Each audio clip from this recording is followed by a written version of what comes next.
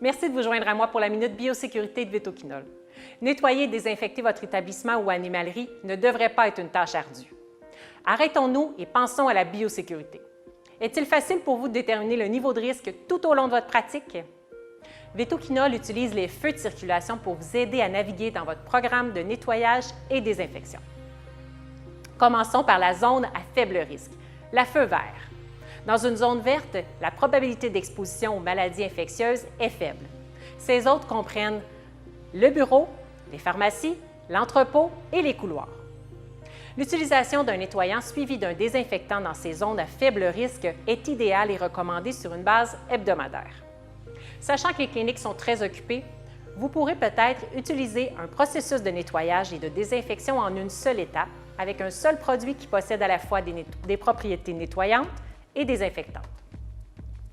Parlons des zones jaunes ou des zones à risque intermédiaire. La salle d'attente, les salles de consultation et d'examen, les salles de traitement et préopératoires, les cages et les chenils sont inclus. Il n'y a pas de maladie infectieuse connue, bien qu'un risque accru d'exposition soit présent. Dans les zones à risque intermédiaire de votre établissement, vous voudrez les nettoyer et les désinfecter au moins une fois par jour, ou plus si nécessaire. Les chenils, les cages et les zones de manipulation des animaux doivent être désinfectés entre chaque patient.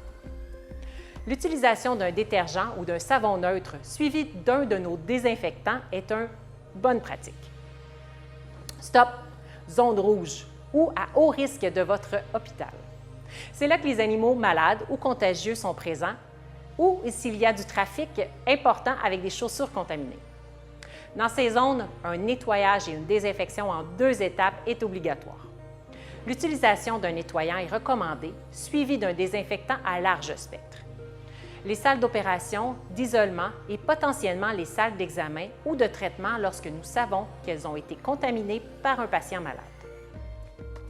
Ces zones doivent être nettoyées et désinfectées quotidiennement ou après chaque patient ou en cas de déversement ou de contamination par de l'urine, des matières fécales, des vomissements ou des fluides corporels.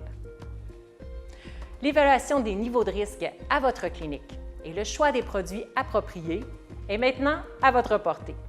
Vous pouvez consulter notre guide de nettoyage et désinfection sur notre site Internet au biosécurité.vétoquinol.ca.